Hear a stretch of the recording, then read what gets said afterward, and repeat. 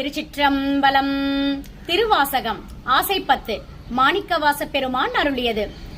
கருட கொடியோன் காண மாட்டா கழல் சேவடி என்னும் பொருளை தந்திங்கு என்னை ஆண்ட பொல்லா மணியேயோ, இருளை திறந்திட்டு இங்கே வா என்று அங்கே கூவும் அருளை பெறுவான் ஆசைப்பட்டேன் கண்டாயம்மானே. மொய்பால் நரம்பு கயிறாக மூளை என்பு தோல் போர்த்த குப்பாயாப்புக்கு இருக்கையில்லேன் கூவி கொள்ளாய் கோவேயோ, எப்பாலார்க்கும் அப்பாலாம் எண்ணார் அமுதேயோ. அப்பா காண ஆசைப்பட்டேன் கண்டாயம்மானே.